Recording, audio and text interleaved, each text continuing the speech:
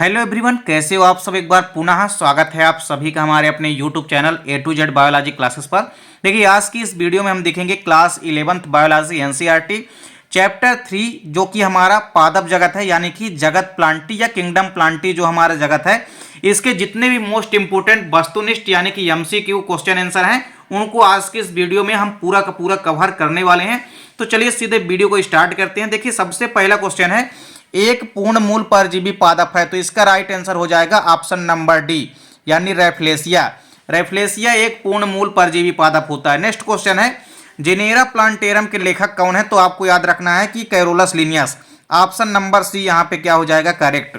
तो genera plantarum के लेखक कौन है, कैरोलस लिनियस, यानी ऑप्शन नंबर सी क्या है, करेक्ट है।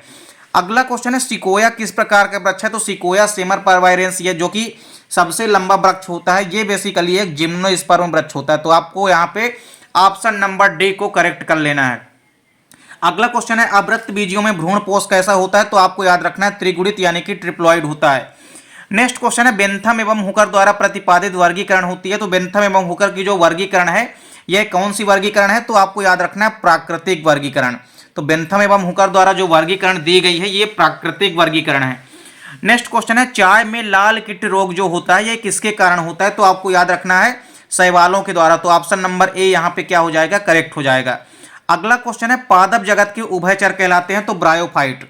ब्रायोफाइट ऑप्शन नंबर सी यहाँ पे करेक्ट है। ब्रायोफाइट को हम क्या कहते हैं, पादप जगत का उभयचर कहते हैं। नेक्स्ट क्वेश्चन है, तालाब का रेशम किस पौधे का सामान्य नाम है, अर्थात हम ये भी कह सकते हैं कि किस पौधे को हम तालाब का रेशम भी कहते हैं, तो इसका राइट आंसर हो जाएगा spirogyra. Spirogyra option number C यहाँ पे क्या हो जाएगा, करेक्ट हो जाएगा। नेक्स्ट क्वेश्चन है, अपुष्पीय पौधे होते हैं, तो अपुष्पीय पौधे होते हैं कौन, क्रिप्टोगेमी। तो क्रिप्टोगेम ऑप्शन नंबर डी यहाँ पे क्या है, करेक्ट है। क्रिप्टोगेमी को ही हम अपुष्पीय पौधे कहते हैं। अगला क्वेश्चन है, सिस्टेमा नेचुरी पुस्तक के लेखक कौन है, तो Carolus Linnaeus. Option number D यहाँ पे आपको करेक्ट कर लेना है।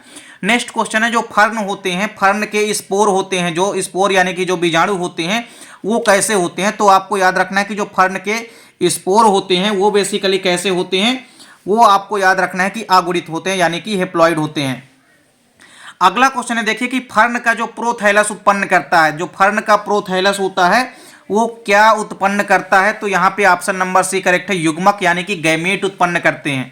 अगला क्वेश्चन है, जिम्नोस्पर्म को नग्नबीजी पौधे कहा जाता है, क्यों, क्योंकि इनमें क्या नहीं पाया जाता है, तो आपको याद रखना है कि इनमें अंडाशय भित्ति नहीं पाई जाती है। ऑप्शन नंबर डी यहाँ पे करेक्ट है, अंडाशय भित्ति नहीं पाई जाती है, जिस कारण से ही इन्हें हम क्या कहते हैं, नग्नबीजी पादप कहते हैं। अगला क्वेश्चन है, जो जू स्पोर होते हैं, जू स्पोर बेसिकली निम्न में से किसके परिणाम स्वरूप बनते हैं, अर्थात किस प्रक्रिया या किस रिप्रोडक्शन के परिणाम स्वरूप जू स्पोर का निर्माण होता है, तो ऑप्शन नंबर ए यहाँ पे करेक्ट है, यानी कि असेक्सुअल रिप्रोडक्शन, अलैंगिक जनन के परिणाम स्वरूप ही जू स्पोर का निर्माण होता है। अगला क्वेश्चन है, मांसों का आवास है। देखिए, जो मांस होते हैं इनका हैबिटाट क्या होता है, तो नम एवं छायादार स्थान, अर्थात ऑप्शन नंबर डी यहाँ पे क्या है, करेक्ट है। नेक्स्ट क्वेश्चन है, मांसों का शुक्राणु होता है, आपको बताना है जो मांसों का शुक्राणु होता है वो कैसा होता है, तो यहाँ पे देखिए ऑप्शन नंबर सी, जो मांसों का शुक्राणु होता है वो कैसा होता है, द्विकशाभिकीय होता है, अर्थात ऑप्शन नंबर सी यहाँ पे करेक्ट आंसर हो जाएगा।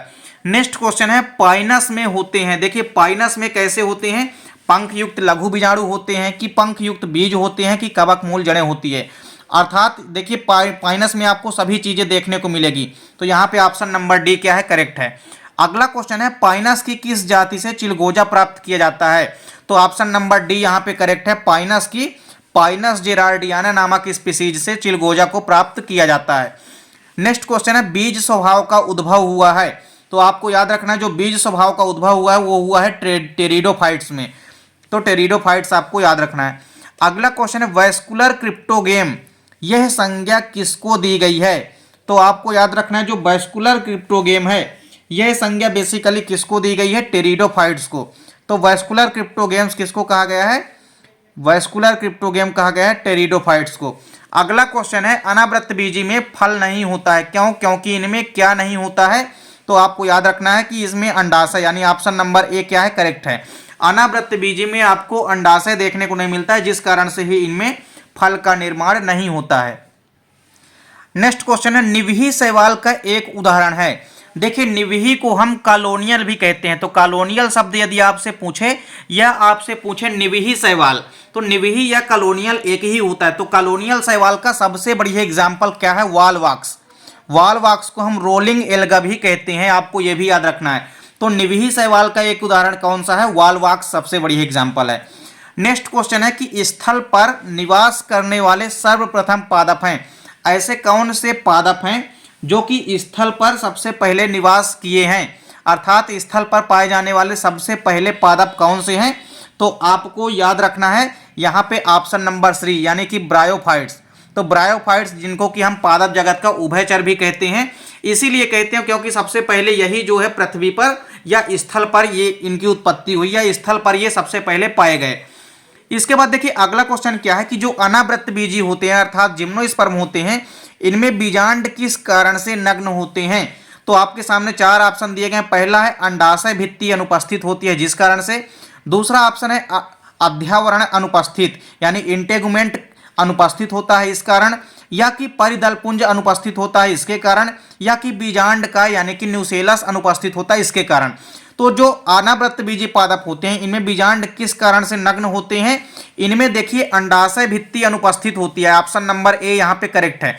अंडाशय भित्ति का अभाव होता है जिम्नोस्पर्म में या अनावृत बीजी पादपों में, जिस कारण से ही इनमें बीजांड जो है नग्न होते हैं, अर्थात इसी कारण से हम जिम्नोस्पर्म या अनावृत बीजी पादपों को हम नग्न बीजी पादप भी कहते हैं, क्योंकि इनमें बीजांड के चारों ओर कवरिंग नहीं होती, अर्थात बीज के चारों ओर कोई भी कवरिंग नहीं होती है।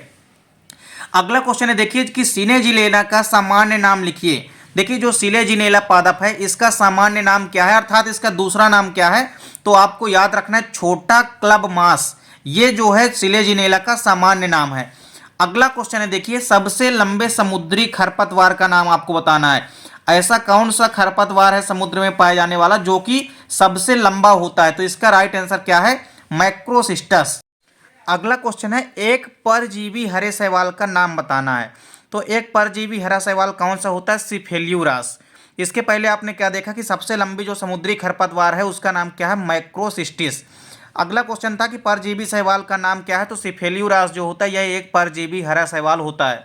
अगला क्वेश्चन है कि आवृत बीजी में नर जननांग किसे कहते हैं? तो पुमंग जो होता है यह किसी भी आवृत बीजी में नर जननांग होता है।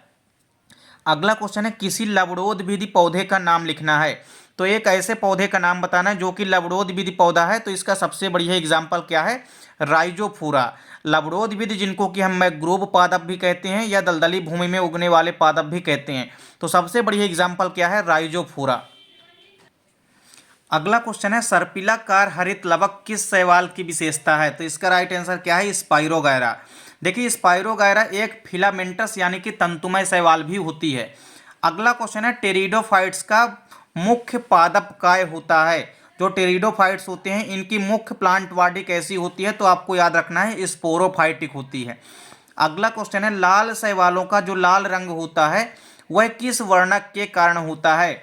तो आपको याद रखना है कि जो लाल शैवाल हैं इनका लाल रंग बेसिकली फाइकोइरिथ्रिन नामक वर्णक के कारण होता है। अगला क्वेश्चन है कि पौधों में 2 प्रकार के बीजाणुओं का बनना क्या कहलाता है? तो यदि किसी भी पौधे के अंदर 2 प्रकार के बीजाणुओं का निर्माण होता है तो इस प्रक्रिया को हम विषम बीजाणुता कहते हैं यानी हेट्रोस्पोरी कहते हैं। अगला क्वेश्चन है बिखरे हुए